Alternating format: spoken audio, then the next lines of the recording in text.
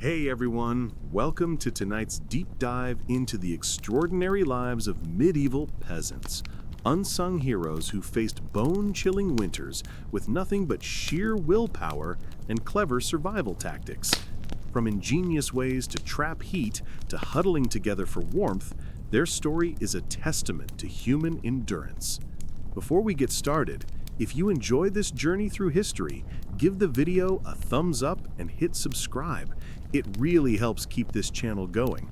Also, drop a comment to let me know where you're watching from and what time it is there. It's always amazing to connect with you all across the globe. Now, grab a cozy blanket, maybe turn on a fan for that soothing white noise, and let's step back into the harsh winters of the Middle Ages. When you picture medieval life, your mind might drift to gallant knights, lavish feasts in candlelit halls, or bustling village markets. But for the average peasant, winter wasn't a season of celebration, it was a grueling battle for survival. Every year, the cold descended like an unforgiving overlord, testing their resourcefulness and resolve. Imagine living in a small, drafty hut made of little more than mud and twigs. The walls were so flimsy you could practically feel the frost creeping through them. Forget modern conveniences like double-glazed windows or central heating. Your home's temperature was only a smidge warmer than the icy fields outside. If it was a bitter 20 degrees Fahrenheit outdoors, you might be lucky to enjoy a balmy 25 degrees Fahrenheit inside. Cozy, right? Nights were especially brutal. As darkness blanketed the village, the wind wailed through every crevice, and the small fire in the hearth struggled to keep up, casting flickering light and barely warming those closest to it. If you were stuck on the far side of the room, you might as well have been sleeping in a snowbank, except with worse bedding. Peasants didn't have the luxury of thick parkas or fluffy comforters. Their wardrobe consisted of a few coarse woolen tunics, perhaps a cloak that carried the distinct aroma of the barnyard, and the faint hope that layering every scrap of fabric they owned might keep the cold at bay. Spoiler alert, it usually didn't. Beds were far from the plush mattresses we know today. Most peasants slept on rough sacks filled with straw or dried rushes, often shared with a few uninvited guests like fleas or the occasional mouse seeking warmth. Five-star comfort, medieval style. The cold wasn't just an inconvenience, it was a deadly threat.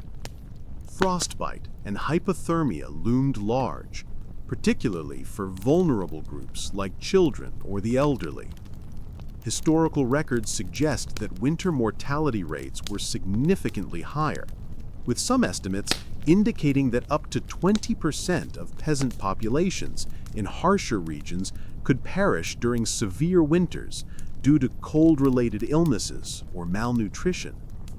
Waking up each morning with all your fingers and toes intact was cause for quiet celebration, maybe with a slightly thawed root vegetable as a treat.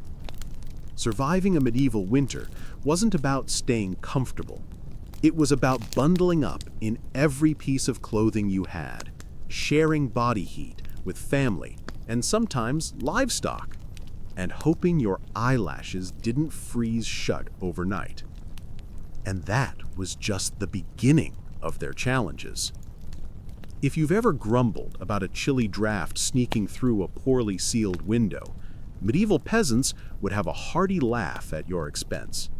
Their homes weren't just drafty, they were practically open invitations for the wind to waltz right in. Most peasant dwellings were built using a technique historians call wattle and daub. Picture a framework of woven wooden branches, like a giant rustic basket, coated with a mixture of mud, straw, and, yes, animal manure. This wasn't because peasants had a fondness for dung, it was a practical choice. Manure was abundant, sticky, and surprisingly effective at binding the mixture to create a basic barrier against the elements. But even the most carefully crafted daub couldn't stand up to a fierce winter gale.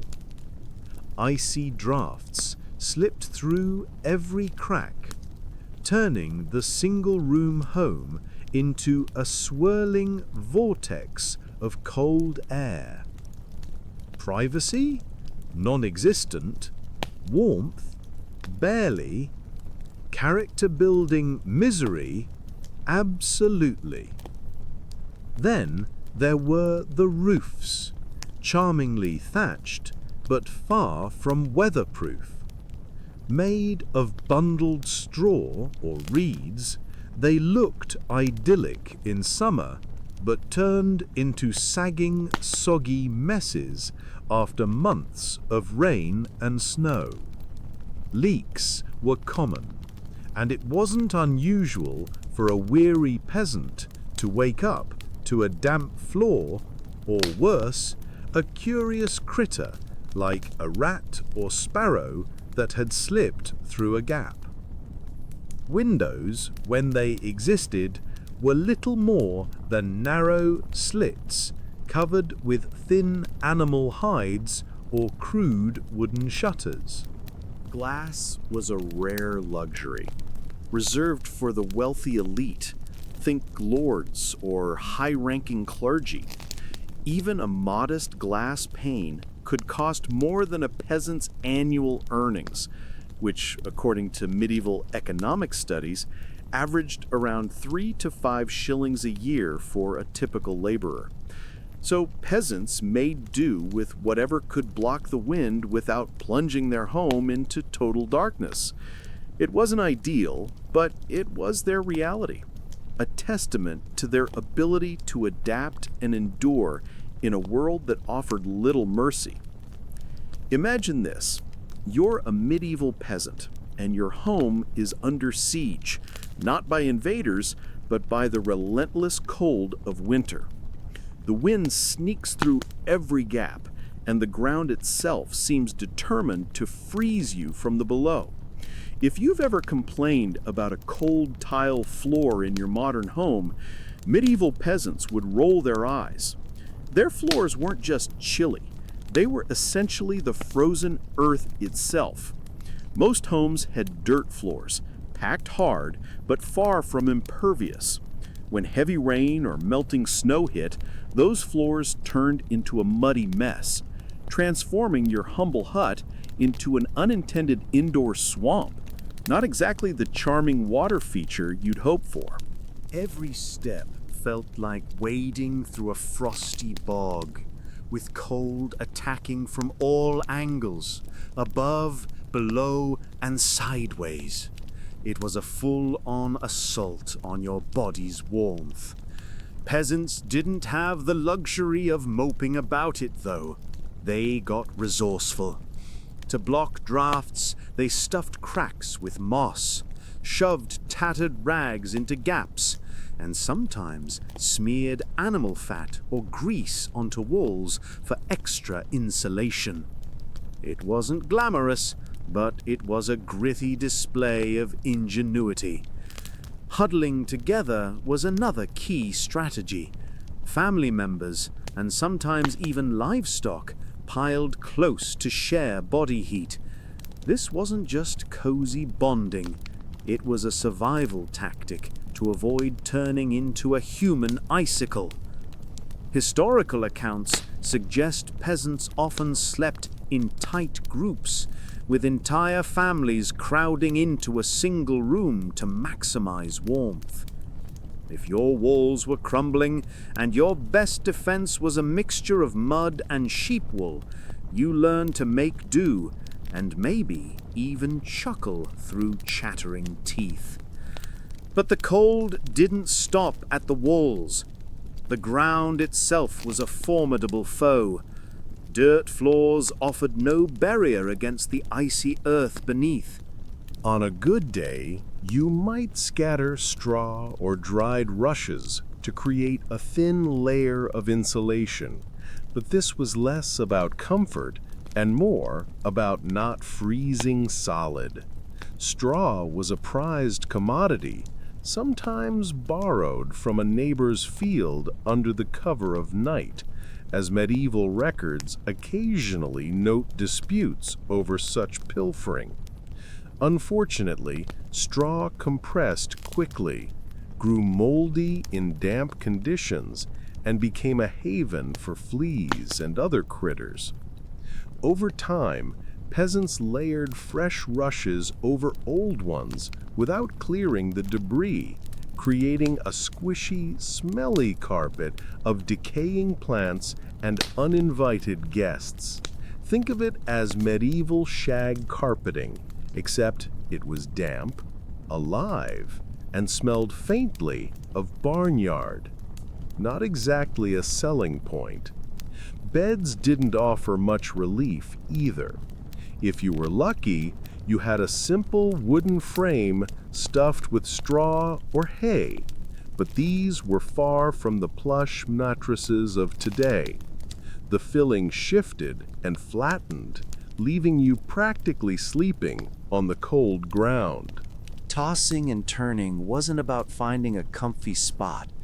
It was a survival dance to keep your blood circulating and prevent frostbite. Historical studies estimate that prolonged exposure to cold floors and inadequate bedding contributed to ailments like rheumatism, which plagued many peasants by middle age. A good night's sleep wasn't about drifting off to sweet dreams. It was about waking up with all your limbs still functioning. If you managed that, you were winning at medieval life.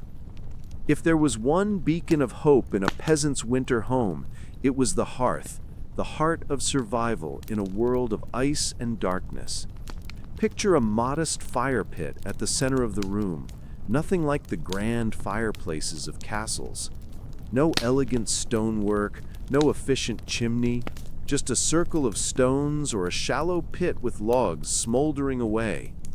Most peasant homes lacked chimneys entirely, so smoke billowed upward, escaping through a small hole in the roof if it was feeling cooperative. More often, it lingered, filling the room with a hazy fog that stung your eyes and coated your lungs. Medieval health records suggest that respiratory issues were common, likely exacerbated by constant smoke inhalation. But there was a silver lining. The smoke doubled as a natural pest repellent, driving away fleas and rodents. Who needs modern bug spray when you're essentially living in a smoked ham? The hearth was more than just a heat source. It was the lifeblood of the home. It served as the kitchen for cooking meager meals, the sole light source after sunset, and even a gathering spot for storytelling or planning the next day's work. In an era before electricity, the fire's glow was a psychological lifeline, pushing back the oppressive darkness of winter nights. Maintaining it was a constant chore. Gathering firewood was labor-intensive, and damp logs were a common frustration, as noted in medieval agricultural texts. Yet, despite the smoke and effort, the hearth was a symbol of resilience, keeping peasants warm, fed, and connected in the face of winter's unrelenting grip. In a medieval peasant's home, the hearth wasn't just a fire. It was the center of life. After the sun dipped below the horizon, plunging the world into darkness, families gathered around its flickering glow. They shared tales, swapped village gossip, or simply stared into the dancing flames. Because, let's be honest, entertainment options were slim. Keeping that fire alive wasn't optional. It was a matter of survival. Letting it die out was like rolling out a welcome mat for the freezing cold to take over. Restarting a fire in the dead of winter was no small feat. Forget matches or lighters. Those were centuries away. You'd be hunched over, striking flint against steel, coaxing a reluctant spark with numb fingers, all while whispering desperate pleas for the kindling to catch.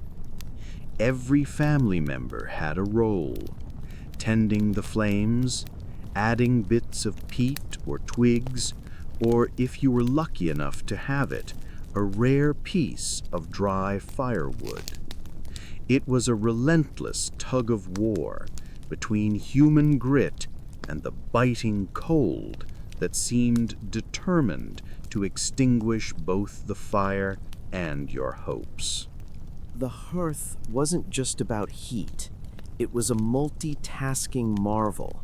It cooked your meals, usually a thin porridge or stew, lit the room in an era before candles were common for peasants, and provided a focal point for family life. Historical records suggest hearths were so vital that some communities imposed fines for letting a fire go out, as it could jeopardize the entire household. But the smoke? That was a trade-off. Without chimneys in most peasant homes, smoke swirled through the room, escaping through a small roof vent if you were lucky, or lingering to turn your lungs into a medieval smokehouse. While this irritated eyes and throats, it had a perk. The smoke repelled pests like fleas and rats, which were rampant in homes with organic flooring. The hearth wasn't perfect, but in a winter that seemed out to get you, it was your strongest ally, a glowing, crackling symbol of defiance against the cold. If there was one cardinal sin in a medieval winter, it was letting the fire die overnight. Without its warmth, the cold pounced like a debt collector after a bad harvest.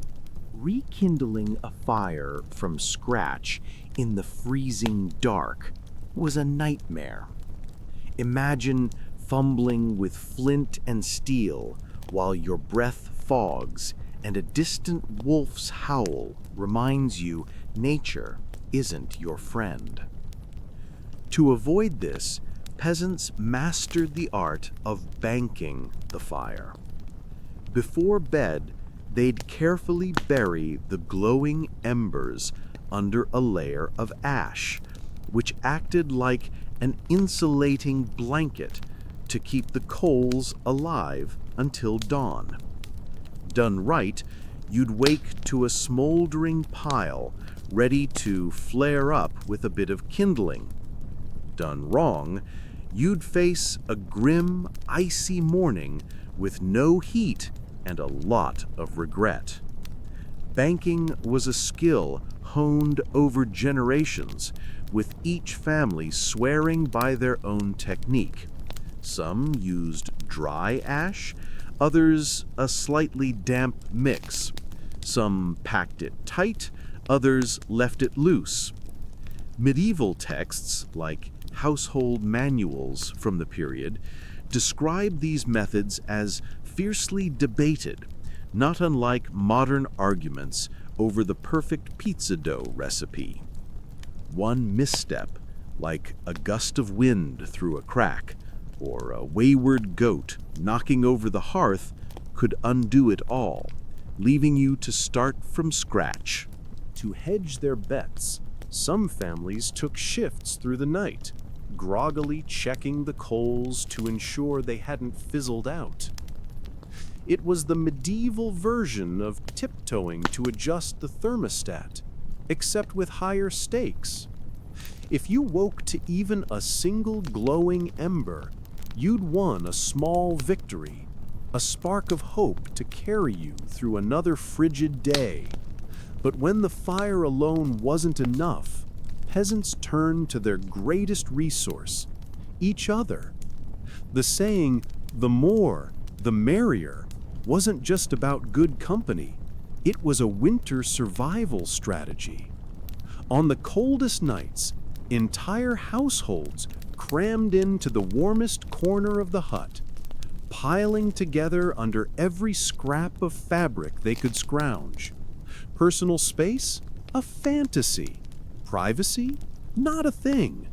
Families, neighbors, and sometimes even livestock like sheep or a bewildered chicken formed a tightly packed huddle, what you might call a medieval human burrito. Younger kids were sandwiched in the middle for maximum warmth, while adults and grandparents formed protective outer layers. If a stray cousin or weary traveler showed up, they'd squeeze in too. There was always room for one more body to contribute heat. The lucky ones snagged the cozy center, bathed in shared warmth. The unlucky ones on the edges faced the chill like sentinels guarding a frozen frontier. Historical accounts, such as village records from 14th century England, note that communal sleeping was common, especially in harsher winters, as it could raise the ambient temperature of a sleeping area by several degrees. Moving too much risked disturbing the delicate balance of the huddle, earning you a chorus of grumpy mutters. The goal wasn't a restful slumber, it was making it to morning without freezing to the floor.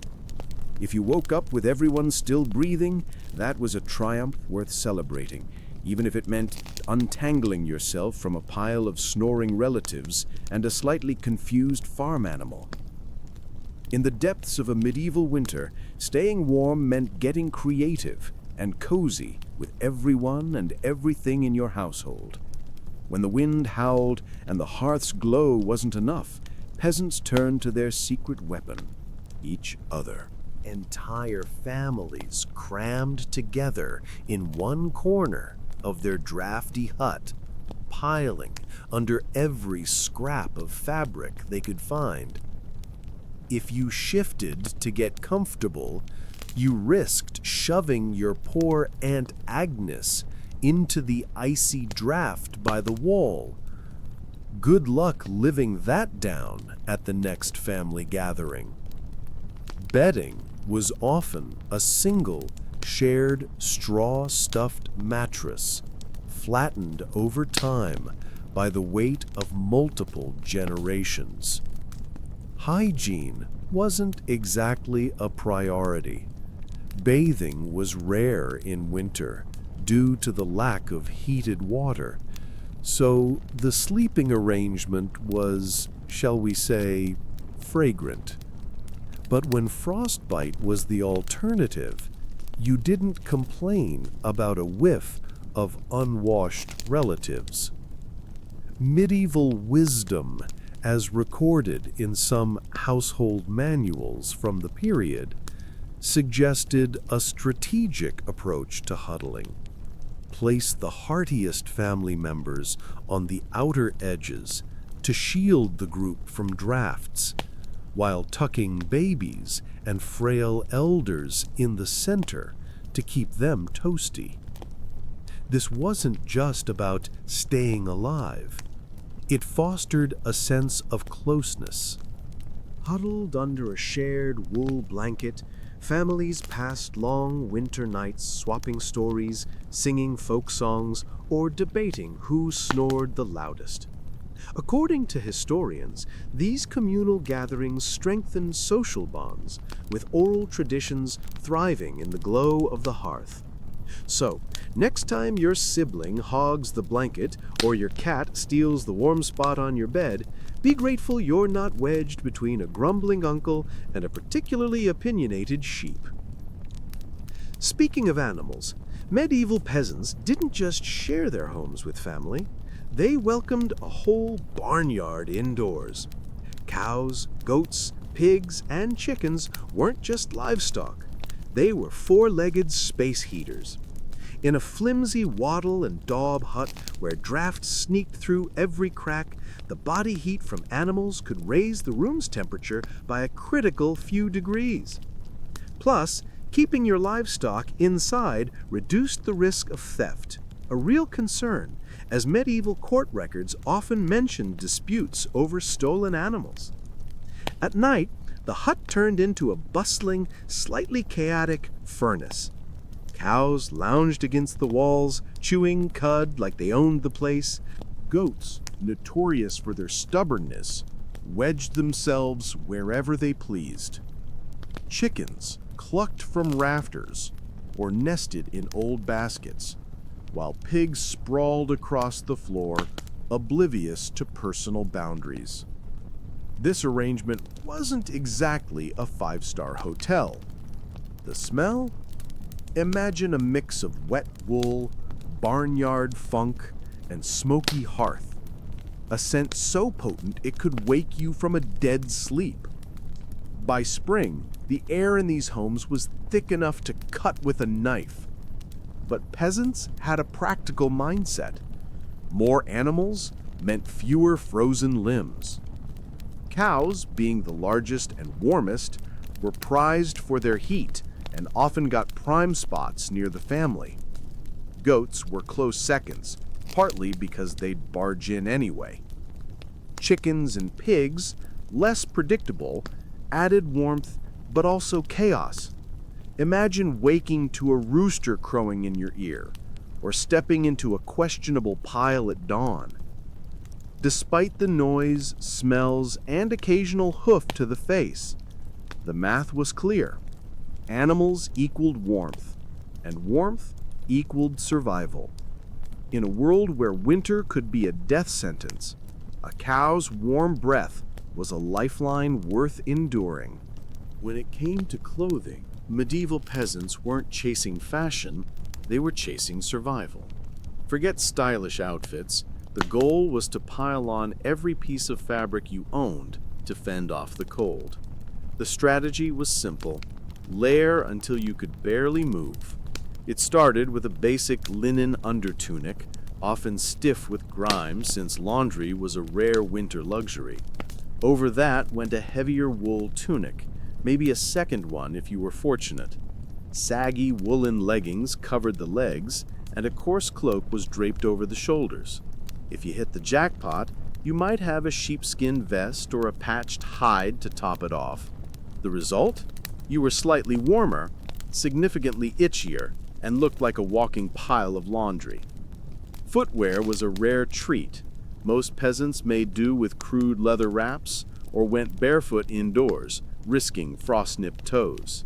Historical records indicate that wool, often locally sourced and hand-spun, was the backbone of peasant wardrobes. But even multiple layers offered only modest protection against temperatures that could dip below freezing. In the battle against winter's chill, every scrap of clothing was a soldier, and you needed an army to make it through the night. When winter's icy grip tightened, medieval peasants didn't just bundle up. They armored themselves with every scrap of clothing they owned. Footwear was a luxury most couldn't afford, so they wrapped their feet in strips of cloth or tattered rags, sometimes stuffing them into clunky wooden clogs. If the cold still sneaked through, you added another layer of fabric and crossed your fingers that your toes would survive the night. Washing these layers? Not an option. Doing laundry meant hauling clothes to a frozen stream, breaking through ice, and waiting days for them to dry if they didn't freeze into a stiff, unwearable block first. Most peasants decided that smelling like a blend of hearth smoke, sweat, and livestock was a fair trade for staying alive. Surprisingly, the grime had a hidden benefit: insulation. Layers of dirt and body oils sealed the porous weave of their woolen garments, creating a makeshift barrier against the wind. Think of it as nature's version of a windbreaker, effective if not exactly red carpet ready. Hats, scarves, and gloves were like gold in a peasant's world. A simple wool cap could be the difference between a restful night and waking up with your hair frozen to the wall. Gloves, often cobbled together from scraps of leather or old fabric, looked more like patchwork mittens than high fashion, but did the job of keeping fingers functional. Children were bundled up so tightly they waddled around like overstuffed cabbages, their layers designed to trap every bit of precious body heat. Historical records, such as 14th century household accounts, show that woolen caps and cloaks were among the most valued possessions, often passed down through generations. Style was irrelevant. Warmth was the ultimate status symbol.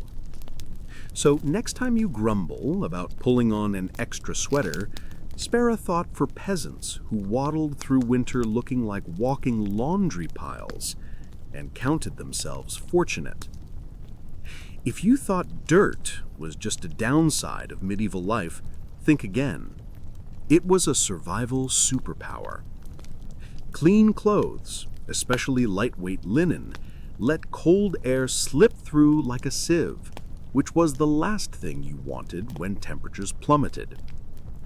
As peasants went weeks or months without washing, their tunics, cloaks, and leggings accumulated layers of grime, sweat, and mud.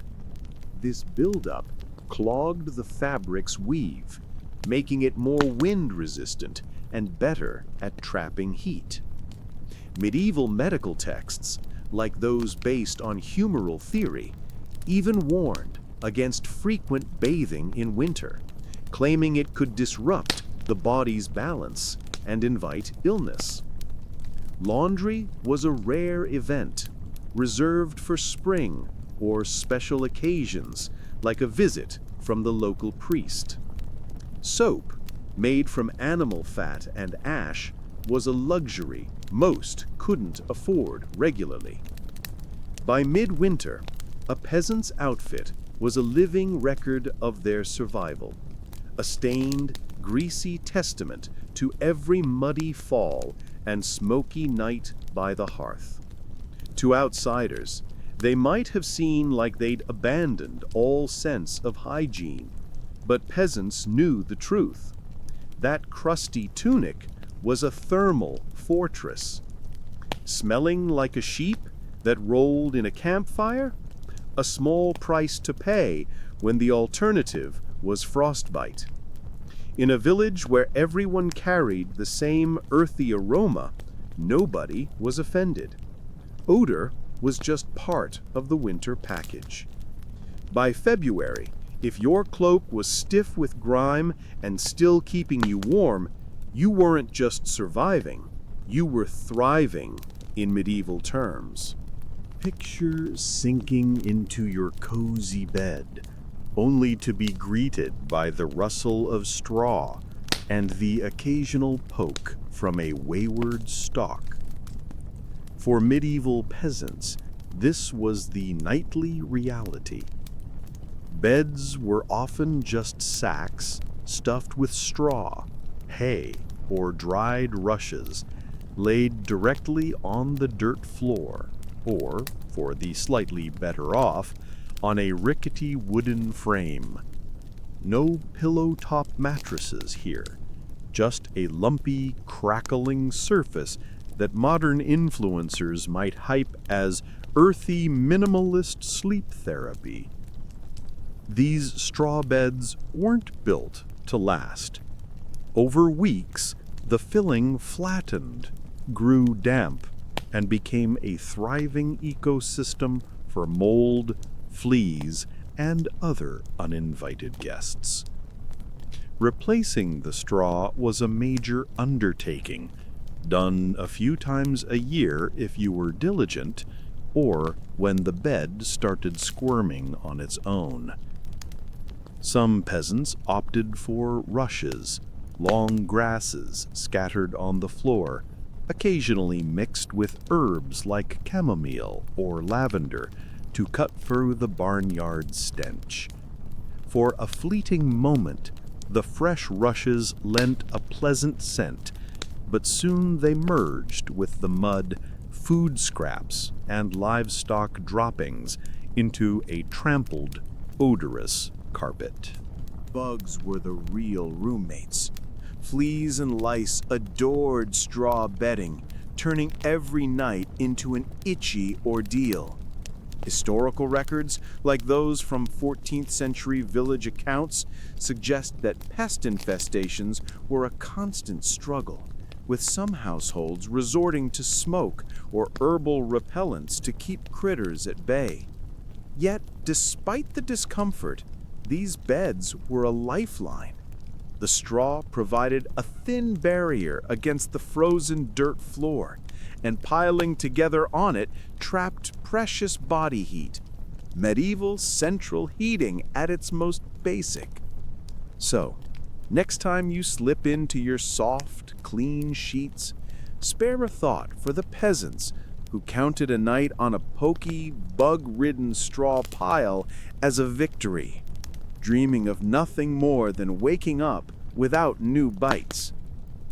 Winter didn't just attack from outside. It invaded through every crack in a peasant's flimsy home. Wattle and daub walls, made of woven sticks and mud, were more suggestion than barrier, warping and crumbling under the onslaught of wind and snow. Thatched roofs sagged under wet snow, leaking like a sieve, while wooden doors, if you had one, hung precariously on crude hinges. The cold was relentless, slipping through gaps like an unwelcome guest with a vendetta. Peasants fought back with ingenuity, plugging cracks with moss, straw, tattered rags, or even clumps of animal hair. For extra protection, some slathered fresh layers of mud and manure onto their walls, a grim but effective annual ritual. Imagine standing in the freezing cold, smearing dung on your house, and calling it a home improvement project, because, in a way, it was. Roof leaks demanded constant vigilance. Peasants patched holes with spare cloth, bundles of reeds, or, in desperate times, chunks of sod pilfered from nearby fields. The result was a roof that looked like a patchwork quilt abandoned mid-project. Windows, when they existed, were small holes covered with animal hides or cloth coated in fat to repel drafts, adding a whiff of rancid meat to the air. Medieval household records noted that maintaining these makeshift seals was a never-ending task, with families checking for new gaps nightly. Each gust that sneaked through felt like a personal insult, jolting you awake with a shiver. Yet, through sheer determination and resourcefulness, peasants patched their way through winter, one handful of mud or straw at a time, proving that stubbornness was as vital as any tool in their survival kit. When the cold was so fierce it kept sleep at bay, peasants turned to a tactic that would impress any strategist: sleeping in shifts. Rather than everyone dozing off at once, family members took turns staying awake to tend the fire, check for drafts, or ensure the livestock didn't stage a midnight revolt. This wasn't just about comfort, it was about survival. A single lapse could let the hearth die, or a draft turn the hut into an icebox. Historical studies of medieval rural life suggest that shift sleeping was common in harsher climates, with families coordinating to keep the home functional through the night. It was like running a 24-hour command center, except instead of high-tech gear, you had a smoky fire, a creaky door, and a goat that refused to stay put. By rotating rest, peasants ensured someone was always ready to stoke the flames or plug a new leak, turning their home into a fortress against winter's relentless assault. In the dead of a medieval winter, sleep was a team effort, and peasants ran their homes like a gritty, low-budget command center. There were no formal schedules or alarm clocks, just a desperate, unspoken agreement to keep the hearth burning and the cold at bay. While half the household burrowed under tattered blankets and straw, trying to snatch a few hours of chilly rest, the other half stayed vigilant, stoking the fire and sealing stray drafts. Letting the flames die out wasn't just an inconvenience, it was a crisis. Restarting a fire meant wrestling with flint, steel, and damp kindling in the freezing dark, a task about as pleasant as convincing a mule to waltz. So, families rotated shifts.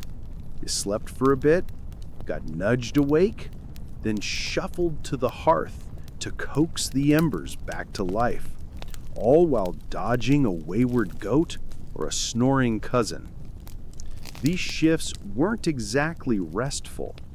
Picture bleary eyes, stiff limbs, and the constant racket of rustling livestock, creaking walls, and the wind's relentless howl. There were no midnight snacks or cozy breaks, just the grim task of keeping the fire alive while envying whoever was snoring loudest. Even children were roped in, handed a stick to poke the embers as soon as they were old enough to stand. Elders often lingered by the hearth, their experience with fire tending invaluable, though their aching joints made lying down and getting up a saga in itself. Historical records, like those from 14th century manorial accounts, suggest that such communal vigilance was common in rural households, ensuring the fire's survival through the night. Sleeping was a gamble. Between the noise, the cold, and the occasional elbow from a restless sibling, rest was more aspiration than reality. Yet this system kept the embers glowing and the family alive. So next time you groan about resetting your thermostat, think of the peasant squinting into a smoky fire at 3 a.m., wondering if frostbitten toes were really such a big deal. But the cold didn't just attack from outside.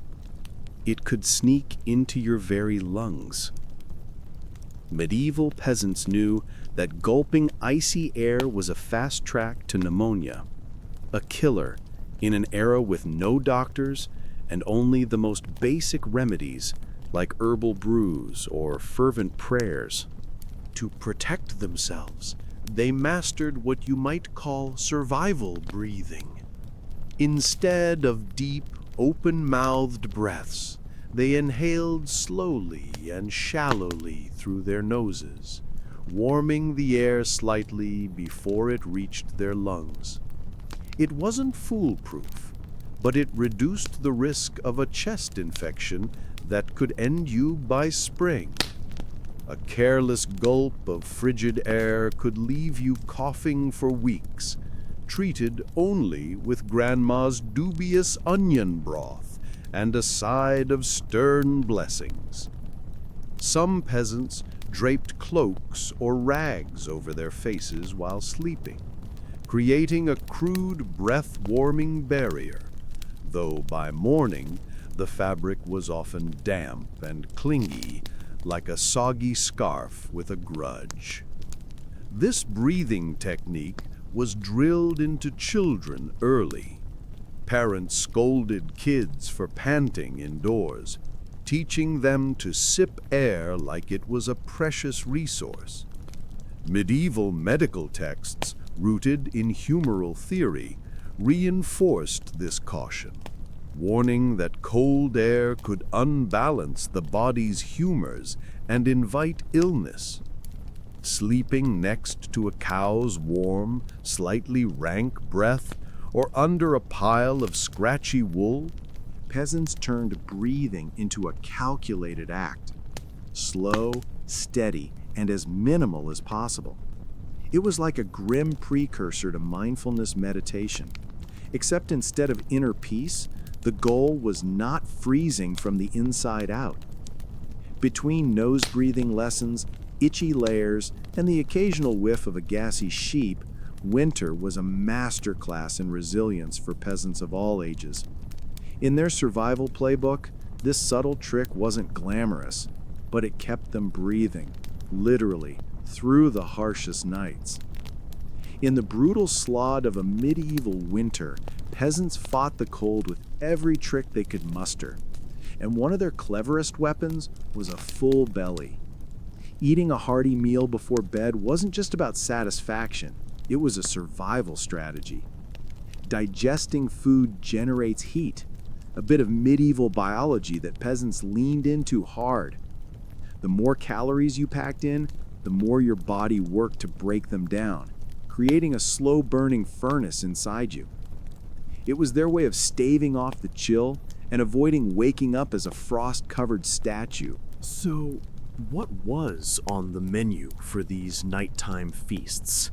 Think dense, steaming stews loaded with root vegetables like carrots, turnips, and onions, simmered with grains like oats or barley. If luck was on their side, maybe after a harvest festival or a rare slaughter, they might score a chunk of salted mutton or a sliver of smoked sausage to toss in. This wasn't gourmet dining with fancy plating. It was a heavy, earthy meal meant to sit in your stomach like a warm anchor, radiating heat through the night. The key was choosing foods that digested slowly for a steady trickle of warmth.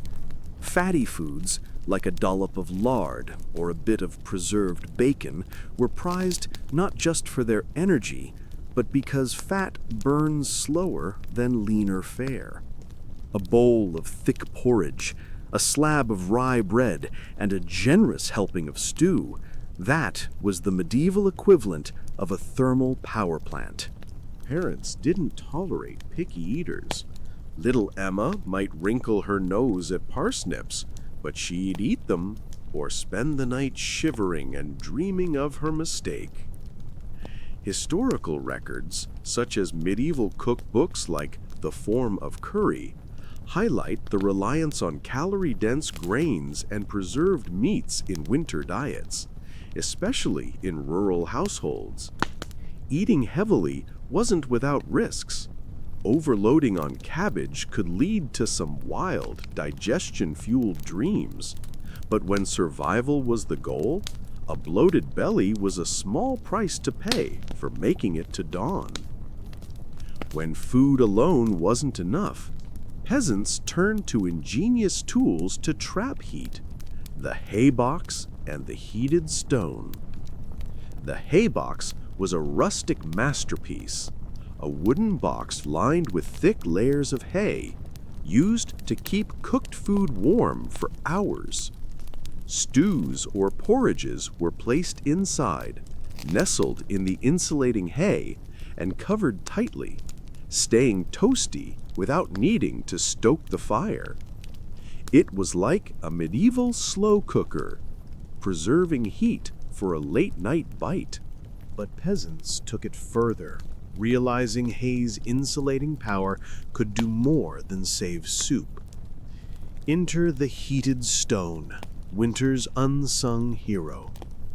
Before bed, someone, often a child who drew the short straw, would place a flat stone in the hearth's flames until it glowed with heat. Using tongs or a stick, they'd carefully retrieve it, wrap it in cloth or tuck it into a clay pot, and slip it into the straw bedding or at the foot of the bed. It was a DIY heating pad, radiating warmth for hours. This trick wasn't without its hazards. A poorly wrapped stone could scorch the bedding, sparking a mini fire in your already flammable hut. Drop it on your foot, and you'd have more than the cold to curse.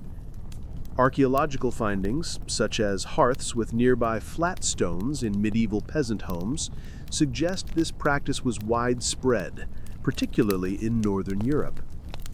When done right, though, that stone was a game changer, offering a pocket of warmth against the icy dirt floor. It wasn't a five-star spa experience, but in a world where frost crept through every crack, a toasty stone was pure luxury, proof that peasants could outsmart winter with nothing but ingenuity and a hot rock. So, next time you crank up your electric blanket, think of the peasant snuggled up to a rag-wrapped stone, dreaming of a morning without frost on their eyelashes. In a medieval peasant's home, the hearth wasn't just a fire, it was practically kin, a fickle but vital ally in the fight against winter's chill. When it was time to sleep, where you bedded down wasn't about comfort, it was about proximity to those precious flames. The closer you were to the hearth, the better your chances of waking up without frost on your eyebrows. Sleeping arrangements were a calculated strategy.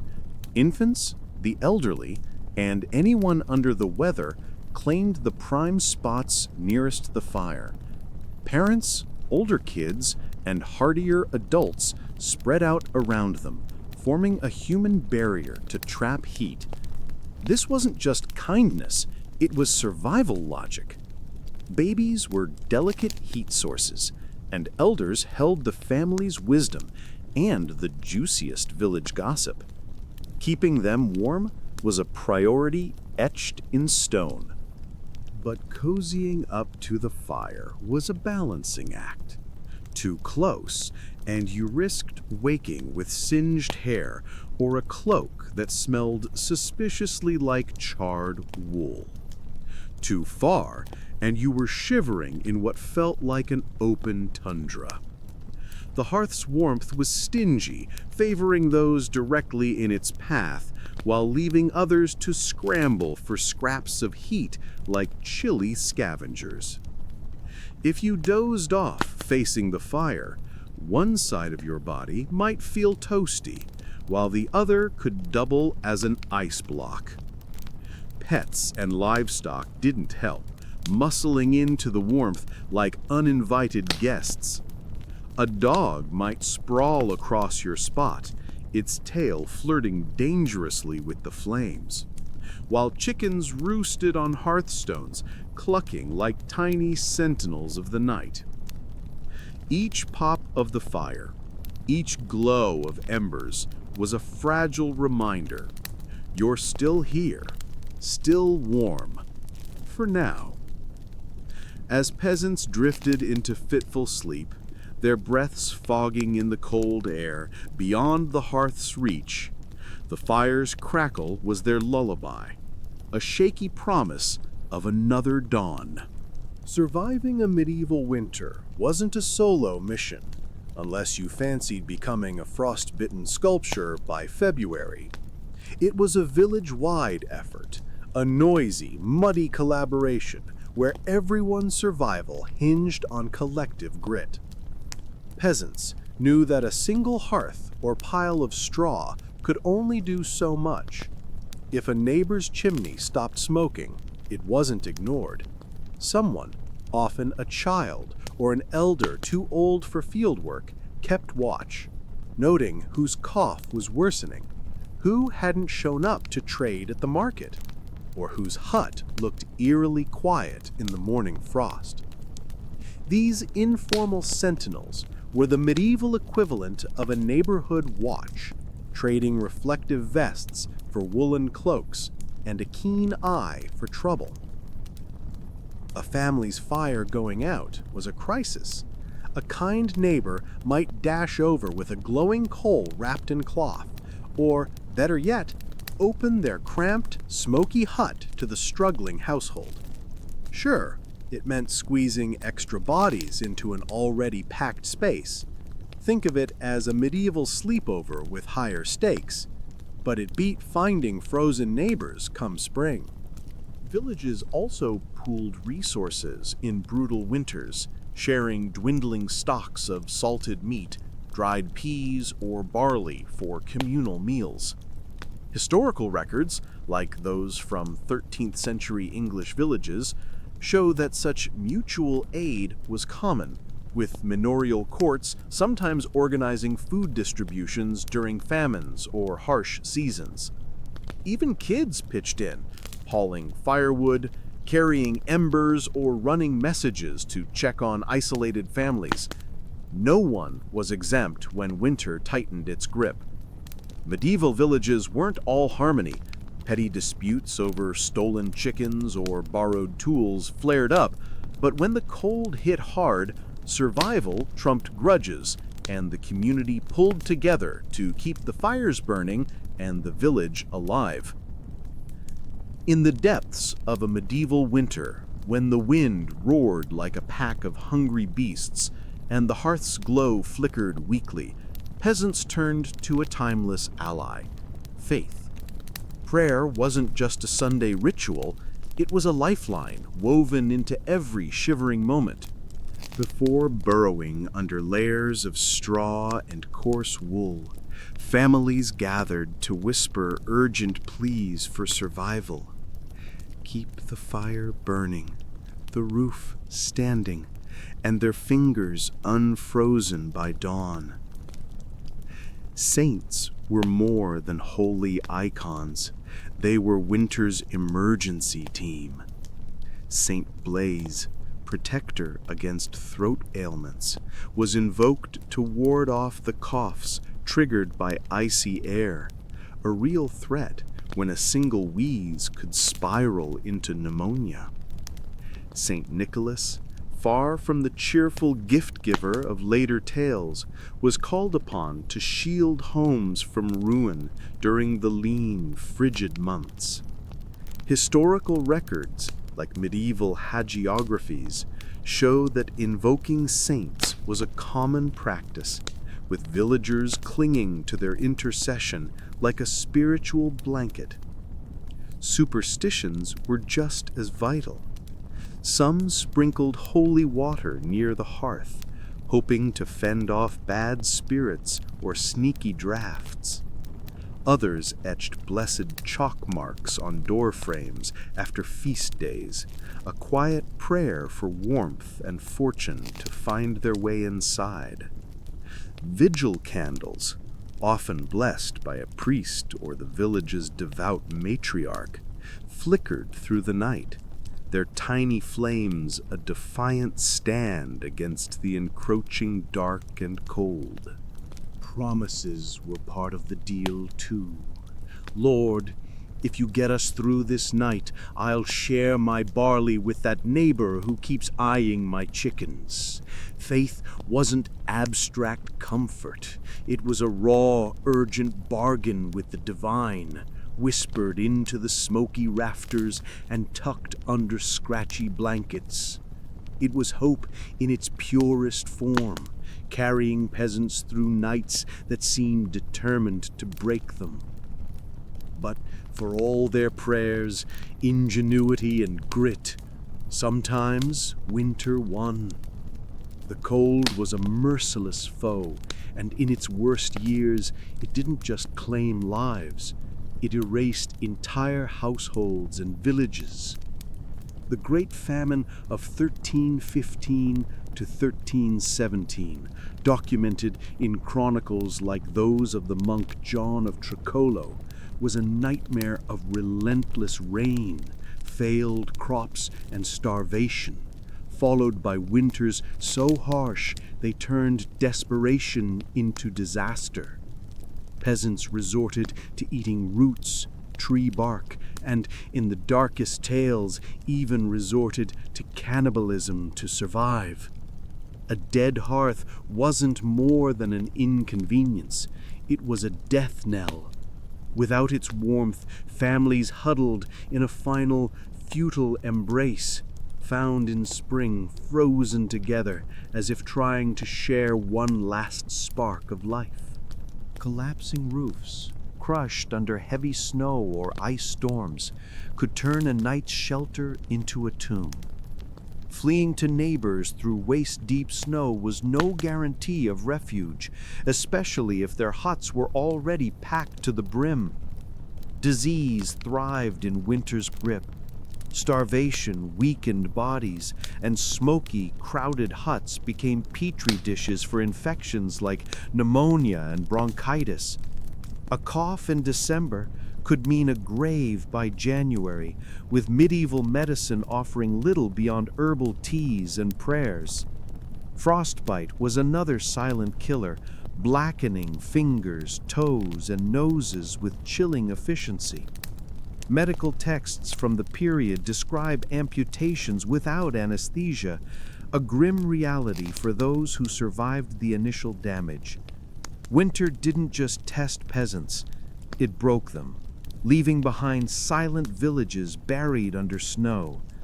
Yet, through faith, community, and sheer stubbornness, many endured, their survival a testament to the human spirit's refusal to surrender even when the cold seemed unbeatable. Winter wasn't just a season for medieval peasants. It was a predator, claiming lives with a cold, unyielding grip. Some survived at a steep cost, their frost-bitten hands or missing toes a stark reminder of the price paid to outlast the freeze. Yet what lingers most isn't just the loss, it's how death was woven into the fabric of life. Winter's toll was expected, a grim guest that knocked each year. Villagers braced for it, knowing some neighbors wouldn't see the thaw. The Great Famine of 1315 to 1317, chronicled by historians like William Jordan, left entire regions starving, with frozen fields and dead livestock pushing families to eat roots or worse. A snuffed-out hearth could doom a household, leaving them frozen in a final huddle. Collapsed roofs or rampant diseases like pneumonia turned cramped huts into graves. Frostbite claimed fingers and ears, a slow agony often requiring crude amputations, as noted in medieval surgical texts. Yet amid this relentless hardship, peasants pressed on, grieving, stubborn, and fiercely alive, fueled by the faint glow of a single ember. It's easy to focus on their struggles, the chapped hands, the icy toes, the smoky, drafty huts. But beneath the hardship lies a deeper story, one of relentless ingenuity and unyielding spirit. Medieval peasants didn't have insulated walls, down jackets, or electric heaters. Survival wasn't guaranteed, yet they didn't surrender. Every straw-stuffed bed, every carefully banked fire, every gap plugged with moss was a small act of defiance against nature's cruelty. They learned from the land and each other, turning brutal winters into lessons in resilience. Historical studies, like those of medieval agrarian life, show how peasants adapted, using local materials like straw and mud to insulate homes, or sharing communal grain stores during shortages. Their villages weren't just clusters of huts, they were networks of mutual survival, where helping a struggling neighbor today meant someone might save you tomorrow. Their faith was a cornerstone of this endurance, not just a shield against fear, but a spark of hope. Prayers whispered before sleep weren't for wealth or comfort, they were for one more day, one more sunrise. This stubborn hope, paired with their resourcefulness, carried them through. They wove community and faith into a lifeline, trusting that spring would eventually break winter's hold. And it did. Their sacrifices, every freezing night endured, every shared meal scraped together, paved the way for future generations. Our cozy homes, warm blankets, and winter evenings spent in comfort owe a debt to their grit. Every modern convenience is built on the foundation of their survival, their refusal to let the cold win. So, when a chilly wind rattles your windows, pause to honor those nameless peasants, muddy, frost-bitten, and fiercely determined, who turned survival into a legacy, one stubborn breath, one glowing ember at a time. Picture a young woman stepping into the dazzling chaos of a royal court, not with a crown or a title, but with a spark that could ignite history. Anne Boleyn, born around 1501, likely at Blickling Hall or Hever Castle, wasn't destined for greatness by birth. The daughter of Thomas Boleyn, a cunning diplomat, and Elizabeth Howard, tied to noble blood, Anne started as a minor ripple in Tudor England's turbulent waters. Yet, from these quiet beginnings, a force was brewing, one that would shake a kingdom to its core. Anne wasn't your typical noble woman, content with needlework and demure smiles. She was sharp, vibrant, and magnetic, with a mind that outshone her modest status. Her family saw her potential and sent her abroad, where her true education began. In the Netherlands, serving Margaret of Austria, Anne soaked up the art of diplomacy and courtly finesse.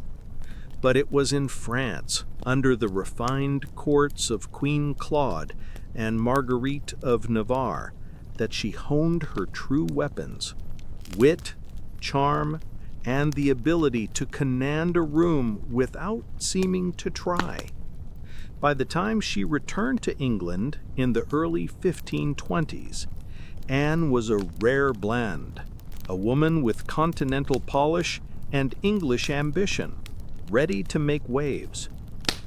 When Anne Boleyn swept into the English court, she wasn't just another face in the crowd. She was a storm breaking over a field of delicate roses. In a sea of pale, reserved ladies, Anne stood out with her dark hair, piercing eyes, and a wit so quick it could cut through courtly pretense like a blade. As a maid of honor to Queen Catherine of Aragon, she was meant to blend into the background, but Anne didn't do subtle. She danced with effortless grace, spoke French like a Parisian, and wielded laughter like a weapon, bold yet never brash. The court hummed with whispers about the striking Boleyn girl. Men were smitten, women envious. It wasn't long before she caught the eye of the most powerful man in England, King Henry VIII. Unlike the countless women who melted under Henry's charm, Anne didn't swoon. She sparred with him, teased him, and, shockingly, said no. When Henry offered her the role of royal mistress, a position that promised influence but no permanence, Anne refused. She wasn't here for fleeting glory. If Henry wanted her, he'd have to crown her. It was a gamble that left the court gasping, a mere noblewoman daring to demand the throne. Henry's infatuation with Anne wasn't just a fling, It was a wildfire that threatened to burn down centuries of tradition. The king was already married to Catherine of Aragon, a beloved queen whose dignity and royal connections made her untouchable. Divorce was unthinkable in a Catholic England, where marriage was a sacred bond. But Henry, consumed by his obsession, declared his marriage to Catherine invalid, claiming her prior marriage to his brother Arthur had cursed their union, a convenient argument given the Pope had blessed it years earlier. Anne played her part masterfully, never appearing too eager, keeping Henry at arm's length while stoking his desire. Letters flew between them, brimming with his ardent promises and growing frustration, preserved in the Vatican archives as evidence of his fixation. Her refusal to be a mistress wasn't just pride, it was strategy, rooted in the power plays she'd witnessed in European courts. Historical accounts, like those of chronicler Edward Hall, describe Anne as a force of charisma and calculation, steering Henry toward a decision that would fracture England's ties with Rome. In those candle-lit halls, Anne Boleyn wasn't just playing a game of courtship, she was orchestrating a revolution. With every glance and carefully chosen word, she kept King Henry VIII enthralled, yet at a distance, stoking his desire while aiming far beyond a royal fling. Her sights were set on the throne itself, a bold ambition that sent shockwaves through the English court. Whispers spread like wildfire. Some nobles cozied up to Anne, sensing a shift in power. Others rallied behind Queen Catherine of Aragon, appalled at the idea of this upstart replacing their beloved queen. Diplomats scribbled frantic letters to Rome, and foreign rulers like Emperor Charles V, Catherine's formidable nephew, hinted at dire consequences. Henry's advisors squirmed, feeling the ground shift beneath them.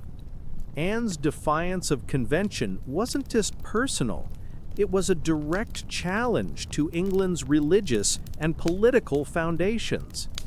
As Henry bombarded the Pope with pleas for an annulment and twisted legal arguments to justify it, his pursuit of Anne became a seismic force, pulling the kingdom into uncharted territory. She wasn't just winning a king's heart, she was steering a nation toward upheaval. After nearly 7 years of scandal, scheming, and diplomatic chaos, Anne's audacity paid off. In January 1533, she secretly wed Henry VIII, a daring move, given his marriage to Catherine was still valid in the eyes of the Pope and much of Europe. By June, Anne was crowned Queen of England in a grand ceremony at Westminster Abbey, draped in regal splendor. But the mood was tense. Londoners watched with mixed feelings, some cheering, others whispering prayers for Catherine. Anne wasn't the humble, pious queen England expected. She was a blaze of bold colors, sharp wit, and unapologetic ambition, reshaping the court with her French flair and commanding presence. Historical accounts, like those of chronicler Edward Hall, describe her coronation as a spectacle, with Anne anointed with holy oil, typically reserved for kings, a first for an English queen. Yet her triumph was fragile. Her crown rested on one critical duty, delivering a male heir to secure Henry's dynasty. Anne and Henry were buoyant with hope during her first pregnancy, certain a son was on the way. But in September 1533, Anne gave birth to a daughter, Elizabeth, a brilliant child, but not the prince Henry craved. Anne hid her disappointment with poise, promising a son would follow, while Henry's adoration began to waver, his gaze tinged with unease. For a time, Anne's influence soared. She elevated her family to dizzying heights, with her father and brother gaining titles and power. Foreign ambassadors courted her favor, and her push for religious reform helped Henry break from Rome, establishing the Church of England with himself as its head, all to legitimize her crown. But danger loomed. Rivals whispered, enemies plotted, and Henry's restless nature stirred. According to historian Alison Weir, Anne's bold personality made her as many foes as allies, with courtiers wary of her sharp tongue and influence. Anne had climbed to unimaginable heights, but the pressure to produce a male heir hung over her like a storm cloud. The throne was hers, for now, but holding it would demand more than wit or charm.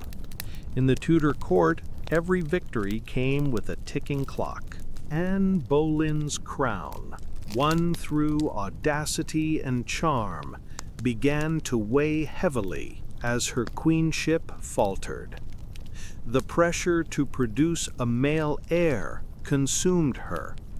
She endured multiple pregnancies, each one a flicker of hope snuffed out by miscarriages that left her drained and heartbroken. Each loss chipped away at her precarious position, and Henry VIII, once utterly captivated, grew distant. His once ardent gaze turned cold, his patience eroded by disappointment. Anne, never one to shrink from a fight, pushed back with fiery arguments and bold promises of future sons. But the qualities that had once ensnared Henry, her wit, her defiance, now grated on him. He craved obedience, and Anne was anything but submissive.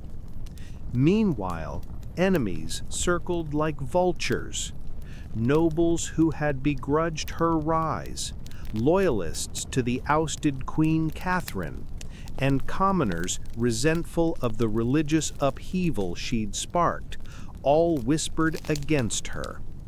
They branded her a disruptor, blaming her for England's break with Rome. Then came Jane Seymour, soft-spoken, compliant, the antithesis of Anne's blaze. Her quiet presence drew Henry's wandering eye, and Anne, ever sharp, saw the tide turning. She poured her energy into winning him back, but the king's heart was already drifting. As Anne's star dimmed, her enemies struck with ruthless precision, not with swords, but with whispers and lies. Thomas Cromwell, once her partner in pushing the English Reformation, became her deadliest foe. Their alliance had been forged on shared goals, but Anne's push for reforms to aid the poor clashed with Cromwell's need for stability and royal favor. With Henry growing restless, Cromwell saw an opportunity to remove the queen without the mess of another divorce. He wove a web of accusations so shocking they stunned the court. Adultery, incest, even plotting against the king. Anne, the woman who had redefined queenship, was recast as a traitor. Cromwell's evidence was flimsy, tortured confessions and twisted courtly banter, but truth was malleable in Henry's court. Several men, including Anne's brother George Boleyn, were swept up in the charges, their fates sealed by contradictions and impossibilities. Historical accounts, like those of historian Alison Weir, note the absurdity of the allegations, yet they served Henry's need to be rid of the wife who no longer pleased him. Anne fought to the last, pleading with Henry, invoking their once passionate love, but his heart was stone. In May 1536, she was arrested and escorted to the Tower of London, the clang of its gates echoing like a final verdict. The Queen who had once turned England upside down was now a prisoner, stripped of her crown and trapped in the dangerous game she had played so boldly. According to contemporary reports, like those of diplomat Eustace Chapuis, Anne maintained her composure even as the walls closed in, her wit and grace unshaken. But the reality was stark. The court she had once commanded now turned against her, and the king who had defied a kingdom for her refused to look back. Anne Boleyn, who had risen from a diplomat's daughter to a queen who reshaped a nation, now faced a brutal truth. Her enemies' knives were sharp, and her time was running out. In the cavernous hall of the Tower of London, Anne Boleyn faced a tribunal of nobles, many of whom owed their titles and wealth to the very woman they now judged. Their eyes were cold, their verdict already sealed. The charges were a grotesque parade: adultery with multiple men, including her brother George Boleyn, high treason, and plotting against King Henry VIII. In a different era, such accusations against a queen would have been absurd, but here they were a scripted tragedy, a flimsy pretext to give Henry what he craved: Anne's erasure. She fought back with the same brilliance that had once captivated a king, dismantling the charges with sharp logic and unshakable poise.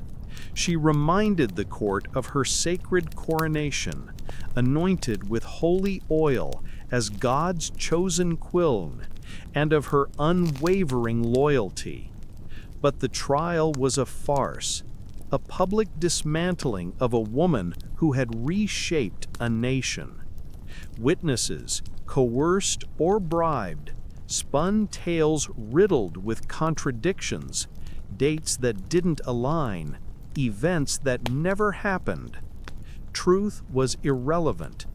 Henry's will was law.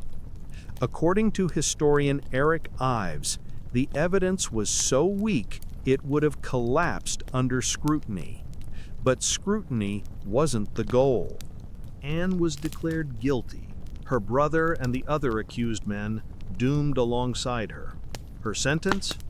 Death by beheading, a rare mercy compared to the gruesome traitor's death. As the verdict rang out, Anne stood resolute, her voice clear as she prayed for God's mercy on her soul, leaving the court stunned by her unbroken spirit. Back in the tower's cold, shadowed chambers, Anne refused to let despair claim her. She knelt on the stone floor, praying with a steady voice, not for crimes she denied committing, but for peace in England and protection for her daughter, Elizabeth. Her few loyal ladies-in-waiting, heartsick and tearful, were comforted by Anne, who even cracked dark jests about being the queen who lost her head. Her humor, sharp to the last, was a flicker of the fire that had made her unforgettable. Meanwhile, Henry showed no remorse, his attention already fixed on Jane Seymour, planning their wedding before Anne's fate was sealed. This final betrayal, from the man who had once upended a kingdom for her, must have cut deeper than any blade. Historical records, like those of diplomat Eustace Chapuis, note Anne's composure in the face of such callousness, a testament to her resilience. On May 18, 1536, she learned her execution was set for the next morning. Sleep eluded her. Instead, she prayed, forgiving her enemies and reflecting on the ambition that had carried her so far, and now so low. In a rare act of clemency, Henry arranged for a skilled French swordsman to perform the execution, a cleaner end than the axe's brutality. though likely more for his own conscience than her comfort. At dawn on May 19th, Anne prepared with care, choosing a gray damask gown trimmed with fur, a crimson kirtle beneath, colors of dignity and sacrifice. She stepped onto the scaffold with the same grace that had once turned heads in royal courts, her dark eyes steady, her spirit unbroken. As she faced the crowd, Anne's final words, recorded by chroniclers like Edward Hall, were a quiet plea for peace and a defense of her innocence, leaving an indelible mark. The sword fell swiftly, ending the life of a woman who had dared to rewrite England's destiny. Her enemies thought they had erased her, but they were wrong. Anne Boleyn's tragedy, her betrayal, her courage, her unyielding spirit cemented her as a legend, her legacy carried forward by the daughter who would one day reign as Elizabeth I. In the tower's shadow, Anne's story didn't end. It became eternal. On May 19, 1536, Anne Boleyn stepped onto the scaffold within the Tower of London's walls, her dark hair neatly pinned beneath a modest cap, her gray damask gown a quiet statement of dignity. The morning mist clung to the courtyard stones as a small crowd, courtiers, guards, witnesses, stood in hushed anticipation. Anne, pale and frail from her ordeal, carried herself with the same unyielding grace that once had turned a kingdom upside down.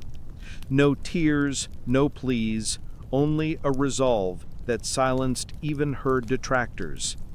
In her final speech, recorded by chroniclers like Edward Hall, she chose not to rail against her fate. Instead, she prayed for King Henry VIII's prosperity, the man who had cast her aside, and offered forgiveness to those who condemned her. Her words were a masterstroke of composure, leaving the crowd awestruck by her courage. As she knelt, hands clasped in prayer, a white cloth covering her eyes, the French swordsman, hired for a swift and merciful end, raised his blade. With one clean stroke, Anne Boleyn, queen, mother, history shaper, was gone. Her body was laid to rest without fanfare, placed in an arrow chest, and buried in an unmarked grave within the tower's chapel, a stark contrast to the golden coronation she'd once commanded. Yet Anne's story didn't end in that cold earth. Her daughter, Elizabeth, dismissed at birth as a disappointment, would rise to become Elizabeth I, one of England's greatest monarchs. Her reign, marked by cultural flourishing and global ambition, bore the imprint of Anne's fierce intellect and resilience.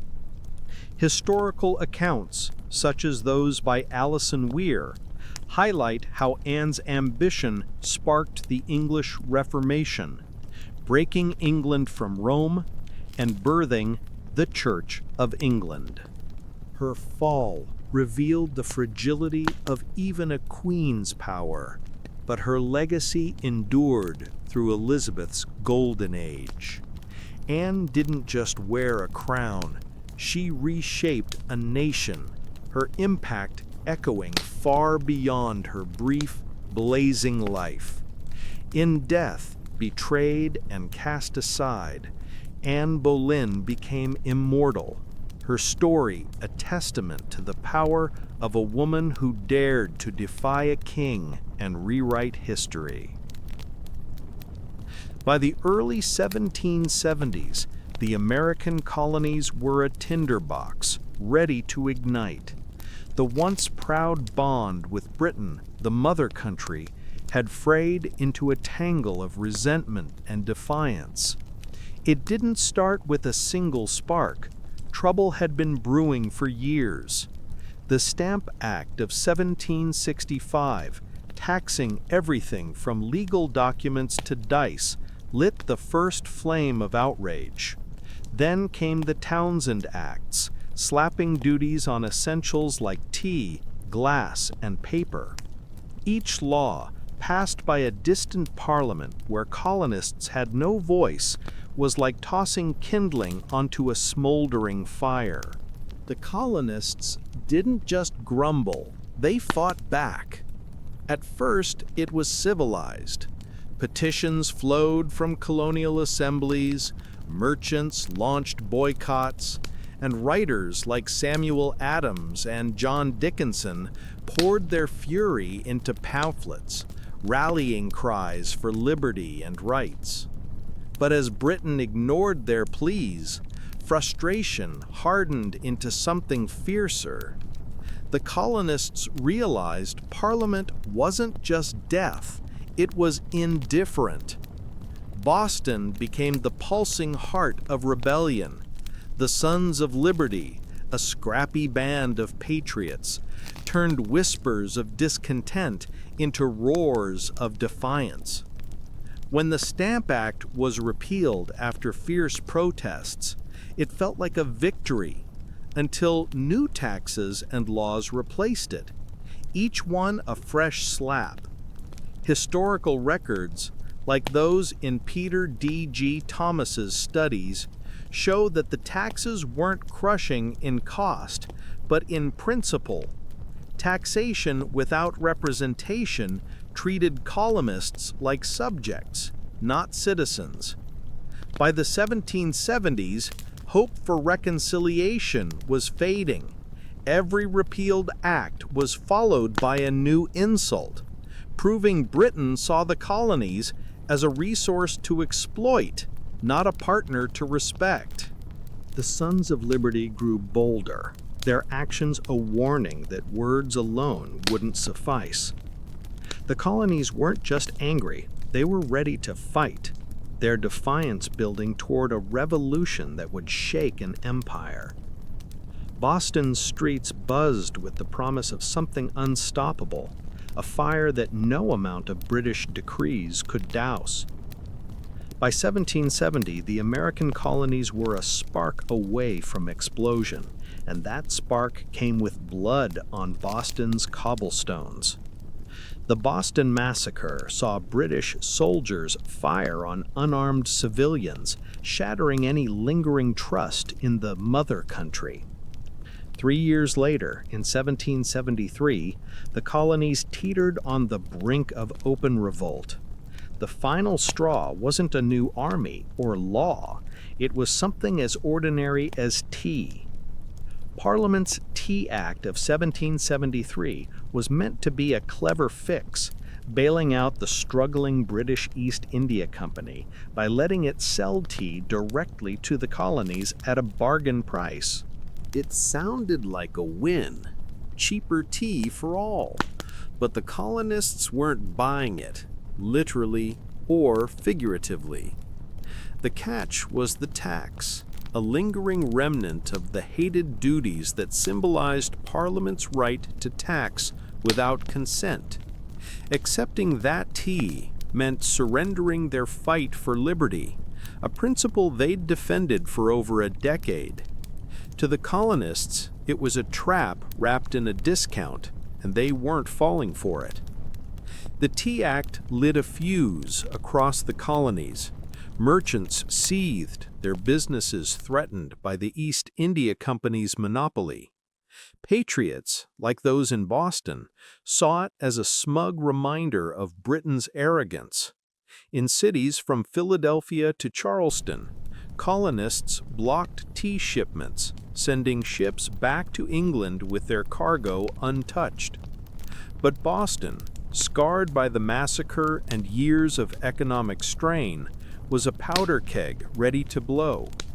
The Sons of Liberty, led by firebrands like Samuel Adams, John Hancock, and Paul Revere, rallied the city with fiery speeches and bold boycotts, vowing no British tea would touch American soil. Public meetings swelled with outrage.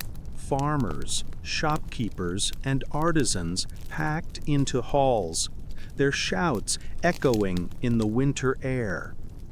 Historical records, like those in Benjamin LeBary's The Boston Tea Party, describe Boston as the epicenter of resistance, its defiance a beacon for the colonies. The Tea Act wasn't about a few pennies. It was about freedom, and Boston was ready to make that clear. When 3 ships, the Dartmouth, Eleanor, and Beaver, dropped anchor in Boston Harbor, loaded with East India Company tea, the city braced for a showdown. Royal officials demanded the tea be unloaded and taxed. The colonists refused, locking the harbor in a tense standoff. The Old South Meeting House became the heart of the rebellion, its pews crammed with thousands chanting against the tea. Every day the ships lingered, the tension grew tighter, like a bowstring ready to snap. British law gave the colonists 20 days to unload the tea or face its seizure and the taxes enforcement. For the Sons of Liberty, letting that happen would mean defeat, a betrayal of everything they'd fought for. As the deadline loomed, taverns buzzed, notices plastered the streets, and the air crackled with defiance. According to contemporary accounts, like those of participant George Hughes, Bostonians weren't just resisting, they were plotting a move that would echo through history. The tea in the harbor wasn't just cargo. It was a challenge, and Boston was ready to answer with an act that would change the world. Boston Harbor in December 1773 was a pressure cooker, the air thick with defiance and the weight of an approaching storm. For weeks, 3 tea-laden ships, the Dartmouth, Eleanor, and Beaver, sat anchored, their cargo a symbol of Britain's unyielding grip. Governor Hutchinson, rigid as the king's law he served, refused to let the ships sail back without unloading their tea and paying the hated tax. To him, yielding to colonial protests meant letting rabble dictate an empire. But to Bostonians, this wasn't about tea. It was about liberty, the right to be heard, not ruled from afar. The city buzzed with anticipation, every tavern and street corner alive with the sense that something big was brewing. British law gave the colonists just 20 days to unload the tea or face its seizure by customs officials, backed by redcoats if needed. As the deadline loomed, Boston wasn't just resisting, it was ready to ignite. On December 16, 1773, the Old South Meeting House became the beating heart of rebellion. Thousands packed its wooden pews, with more spilling into the icy streets, some trudging miles through frozen fields to join the fray. Samuel Adams, the unyielding voice of defiance, led the charge as speakers railed against the Tea Act's tyranny. The crowd's fury pulsed through the hall, each speech a hammer strike against British arrogance. But doubt lingered. Could they act without sparking a war? Then came word from riders. Hutchinson wouldn't budge.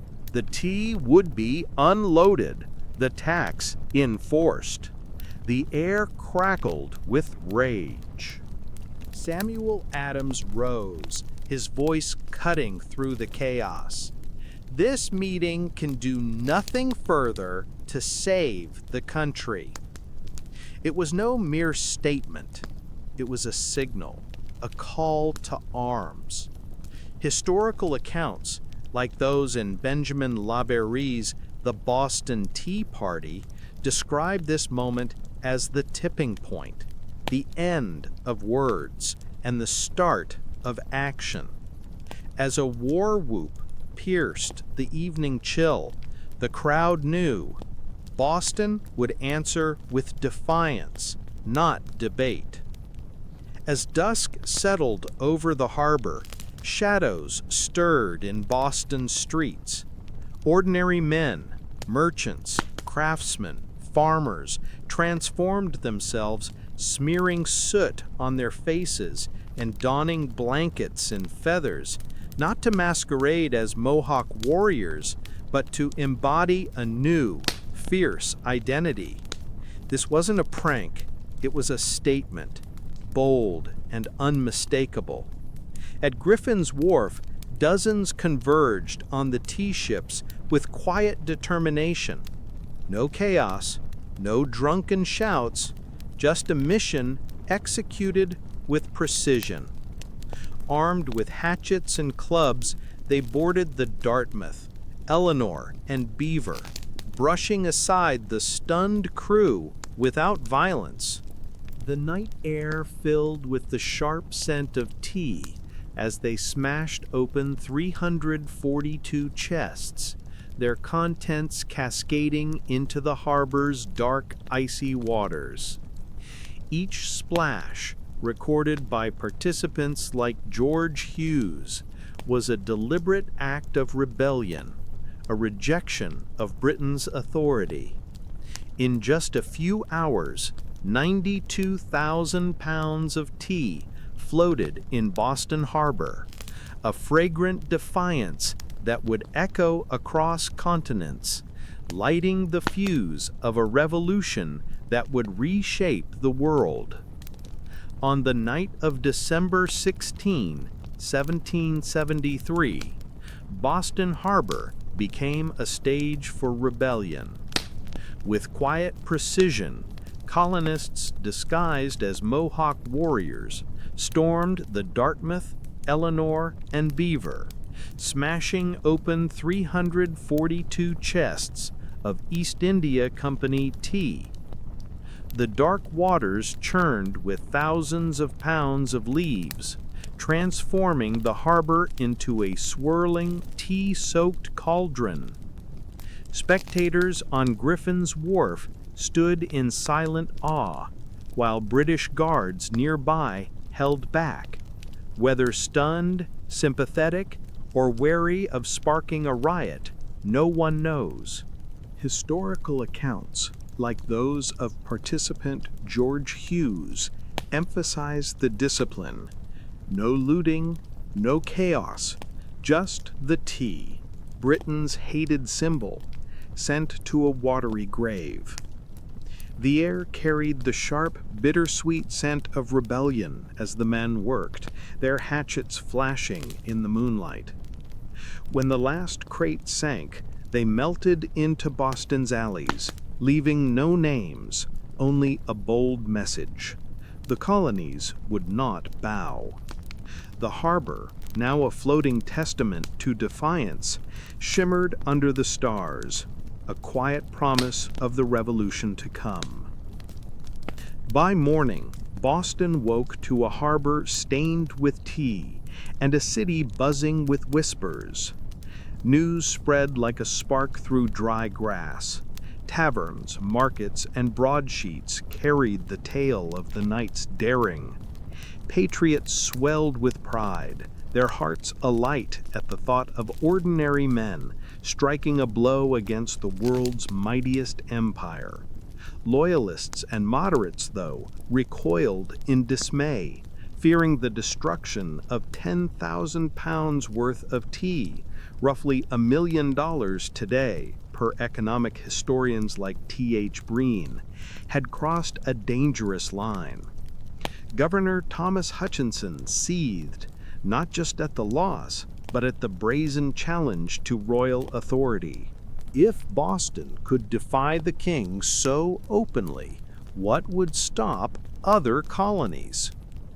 The ship captains, helpless as their cargo sank, could only report the loss, while the Sons of Liberty patrolled the docks, ensuring no one salvaged the tea. This wasn't about profit. It was about principle, a line drawn in the water that Britain could not ignore. When word of the Boston Tea Party reached London, it hit like a thunderclap. King George III, as chronicled in Robert Middlecoff's The Glorious Cause, burned with cold fury, and Parliament erupted in outrage. To them, this wasn't a protest, it was treason, a mocking slap to the Crown's authority. The response was swift and merciless, a series of laws so harsh the colonies dubbed them the Intolerable Acts. The first strike, the Boston Port Act, slammed shut Boston's vital harbor, choking its economy until the tea's cost was repaid. This wasn't just punishment, it was a warning to every colony: defy Britain and pay the price. But the Tea Party had done more than ruin tea. It shattered the illusion that Britain ruled with consent. As Boston's harbor stood silent, the colony's resolve hardened. The age of petitions was over. A reckoning loomed, and the spark lit in Boston was about to set the world ablaze. The Boston Tea Party didn't just sink tea, it sank Britain's hopes of controlling the colonies without a fight. Parliament's response was swift and brutal, unleashing the Intolerable Acts to crush Boston's defiance. The Boston Port Act slammed the city's harbor shut, strangling its economic heartbeat until the ruined tea was repaid. Ships stood idle, docks fell silent, and Boston's bustling trade withered, leaving merchants and families scrambling.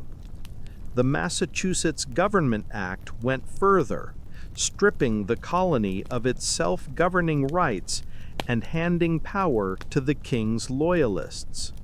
The Administration of Justice Act shielded British officials, letting them dodge colonial courts for crimes, while the Quartering Act filled Boston's streets with redcoats, billeted in homes to remind citizens who was boss. Britain's message was unmistakable. Rebellion would be smothered, liberty snuffed out. But Parliament miscalculated. Instead of cowing the colonies, these acts lit a fire of outrage that spread far beyond Boston's shores.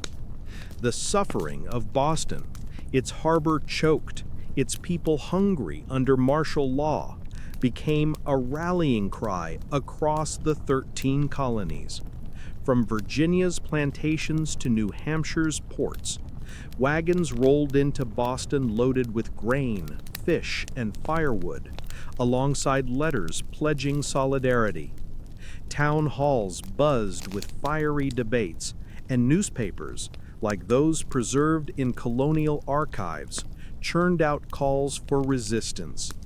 Britain thought punishing Boston would scare the colonies into submission. Instead, it turned a city into a symbol. In September 1774, the First Continental Congress convened in Philadelphia, a historic gathering of delegates from 12 colonies.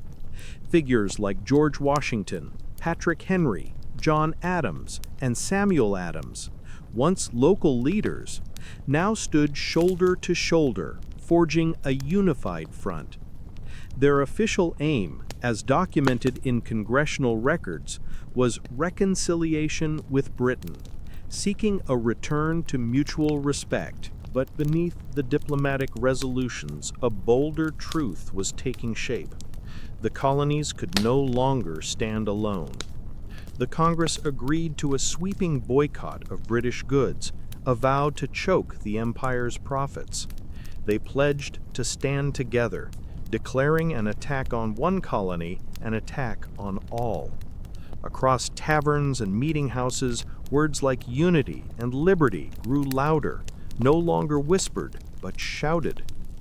Historical accounts, such as those in T.H. Breen's The Marketplace of Revolution, highlight how the Intolerable Acts transformed regional grievances into a shared cause, knitting disparate colonies into a fledgling nation. Britain's hammer hadn't crushed rebellion, it had forged a new identity. The colonies weren't just Virginia or Massachusetts anymore, they were becoming Americans.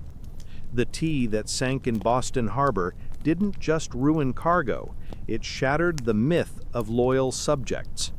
As the winds of revolution howled, Britain faced a storm it could no longer contain, and the colonies stood ready to fight for a future they would define. Long before the pyramids of Giza cast shadows over Egypt, before Mesopotamia's cities hummed with life, before Stonehenge rose against the English sky, there was Caral. Tucked in the arid Supe Valley of coastal Peru, this ancient city emerged around 3000 BCE, only to vanish into the dust of time, its secrets buried for nearly 5,000 years. The valley itself seems an unlikely cradle for civilization. Its parched earth and trickling river offer little promise of life. Yet, in this desolate landscape, the people of Caral built a marvel, a sprawling city of 150 acres, complete with pyramids, plazas, and homes, all crafted with nothing but stone, earth, and sheer determination. Without wheels, metal tools, or writing, they created a society of stunning complexity, rivaling the grandeur of later civilizations. For centuries, their achievement lay hidden, mistaken for natural hills by passers-by, until archaeologist Ruth Shady's excavations in the 1990s, detailed in her publications, revealed Caral as one of the world's oldest cities. Caral wasn't a fleeting camp. It was a planned metropolis, a testament to human ingenuity. Its stepped pyramids, some over 60 feet tall, and sunken amphitheaters suggest a society with vision and organization, sustained by fishing and early agriculture like cotton and squash, as uncovered in archaeological studies. Unlike other ancient cultures, Caral shows no signs of warfare, no weapons, no fortifications, hinting at a peaceful people who thrived on cooperation. For millennia, its story slept beneath the sand, overlooked by a world that crowned Egypt and Mesopotamia as civilization's birthplace. Now, Caral's stones speak again, whispering of a people who turned a barren valley into a beacon of human potential.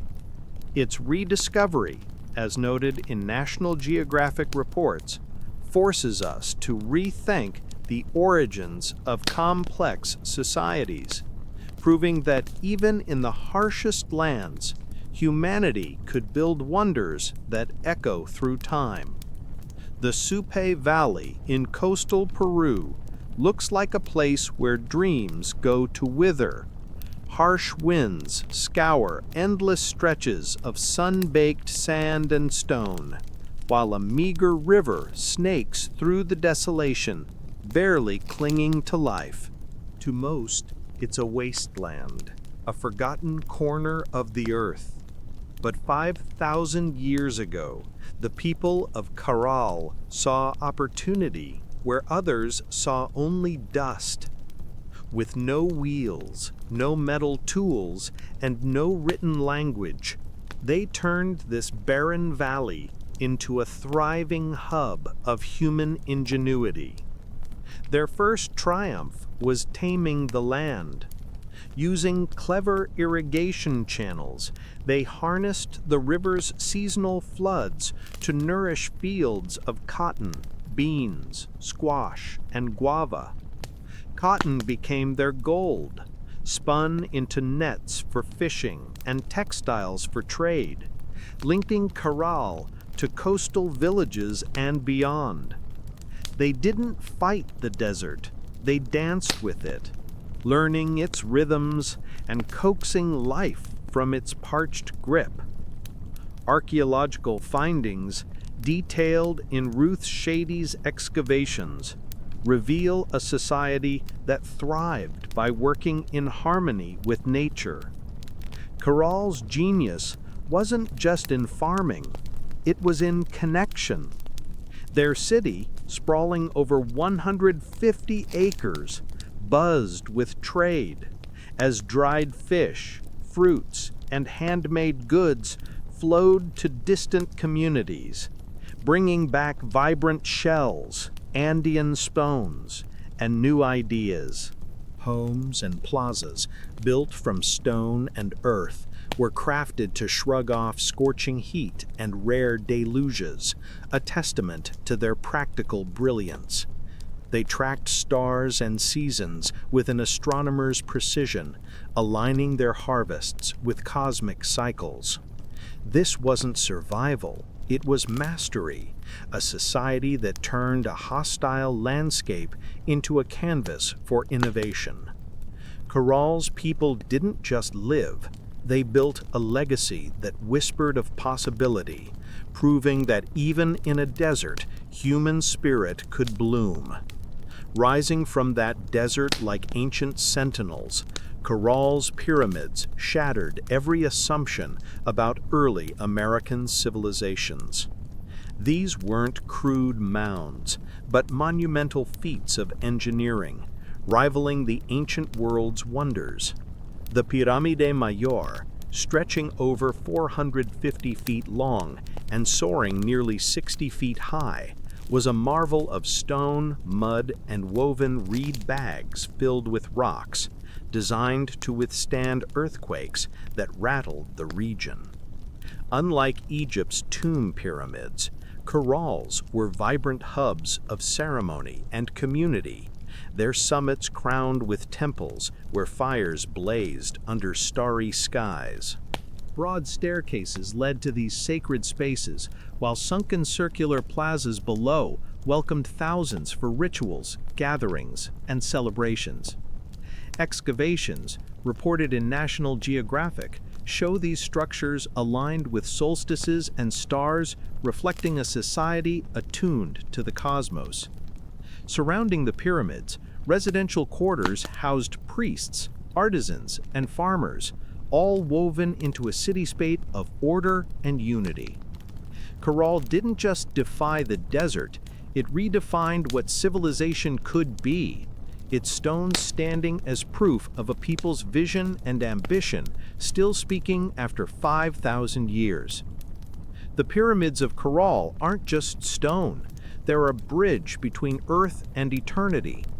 Built 5,000 years ago in Peru's Supai Valley, these structures were raised without metal tools, wheels, or draft animals, yet their precision and scale leave modern visitors awestruck.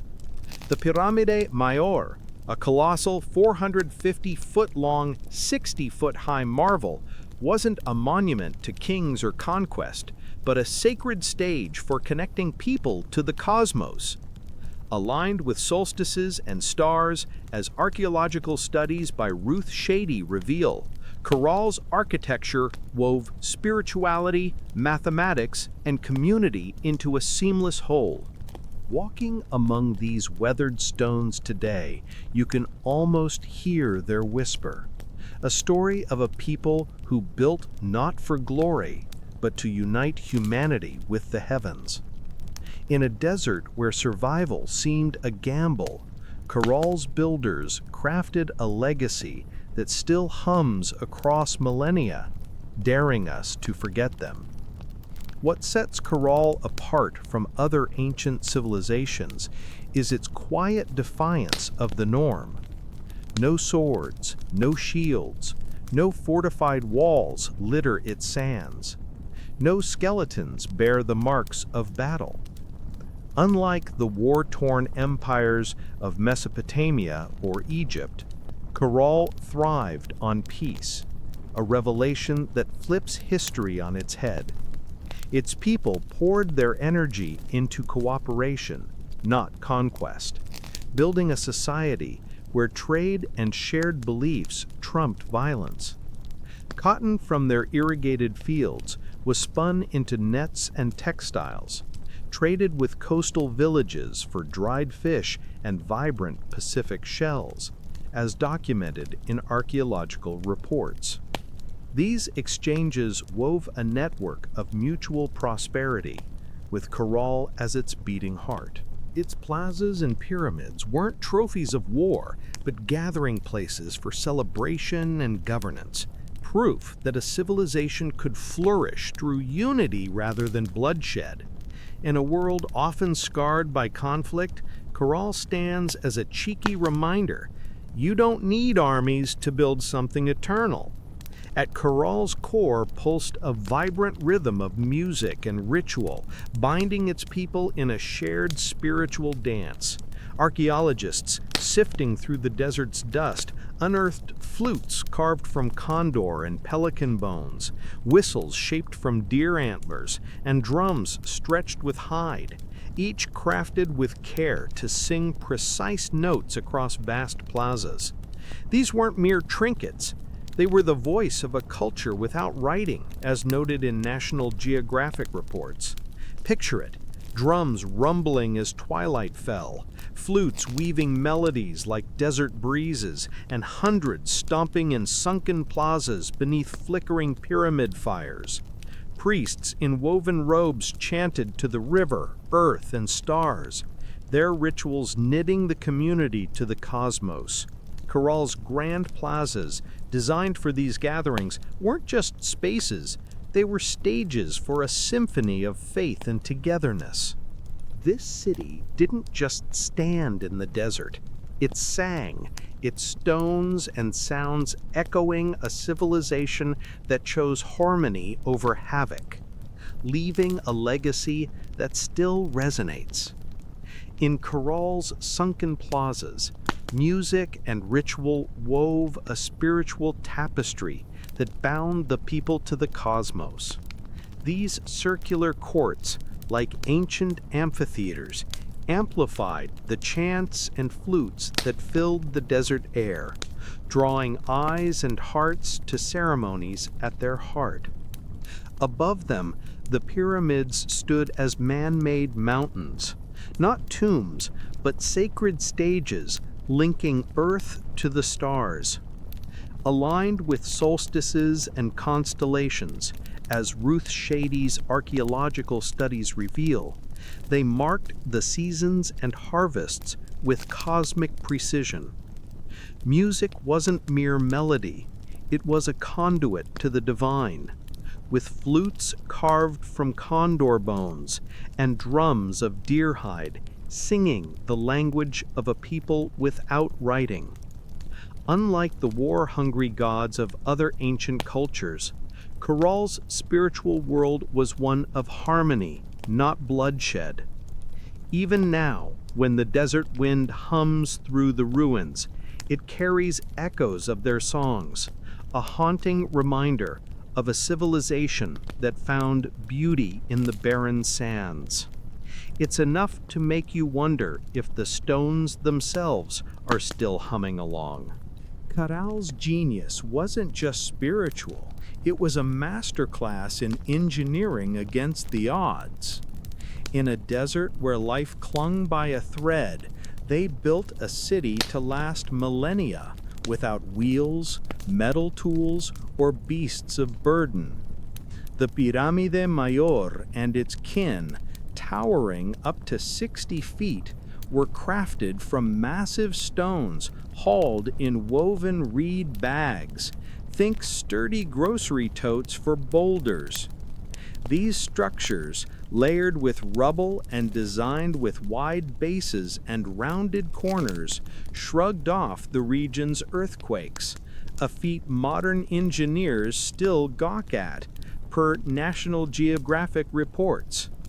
Their irrigation systems were equally brilliant, channeling the Supe River's trickle into fields of cotton and squash, ensuring no drop was wasted.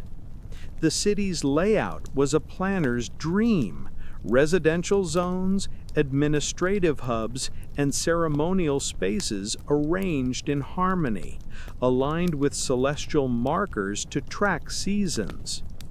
This wasn't just a city, it was a love letter to the land, built with wisdom that danced with nature's rhythms, proving you don't need high tech to build a legacy that outlasts empires.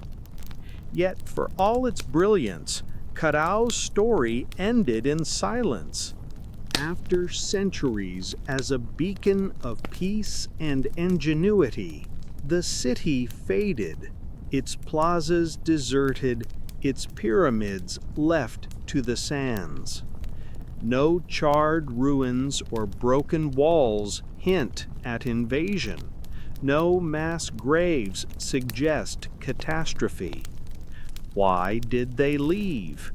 Archaeologists like Ruth Shady point to a prolonged drought, evidenced by sediment records that likely starved the river and withered the fields.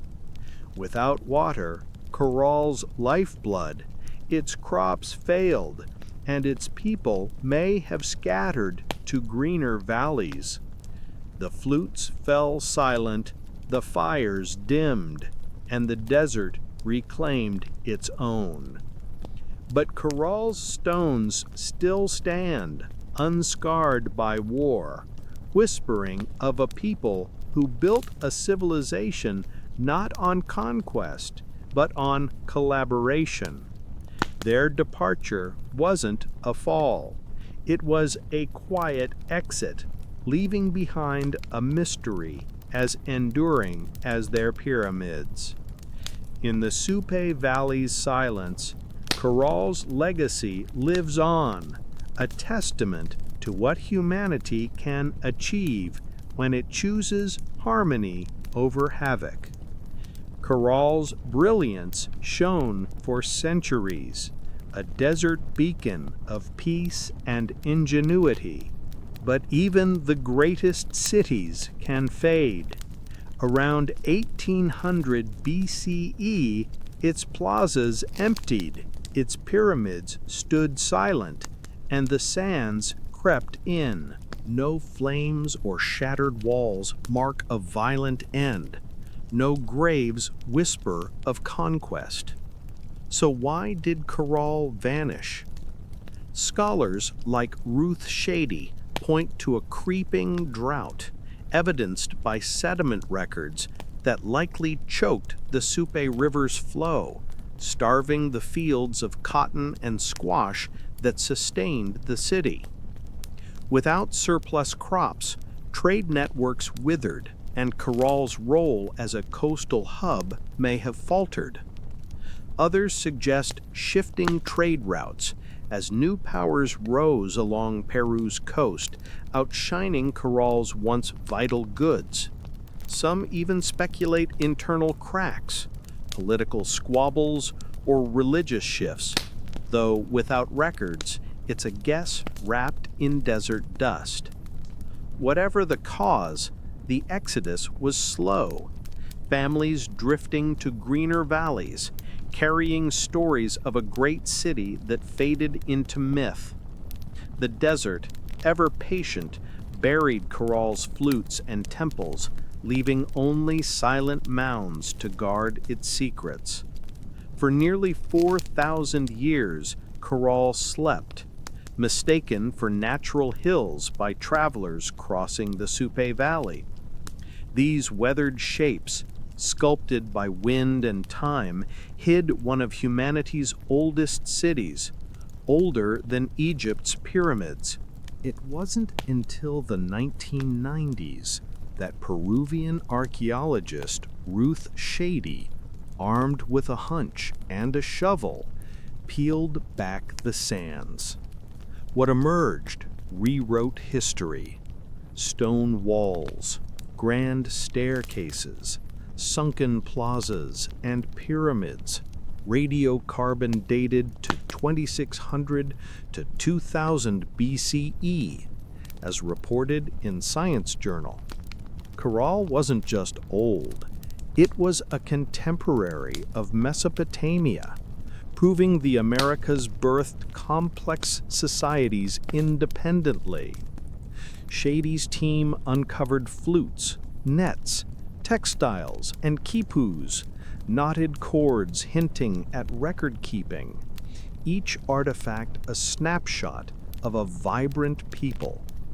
This wasn't just a dig, it was a resurrection, bringing a lost civilization back to the world stage. Today, Caral stands as a UNESCO World Heritage Site, its stones whispering of a people who defied a desert to build a legacy.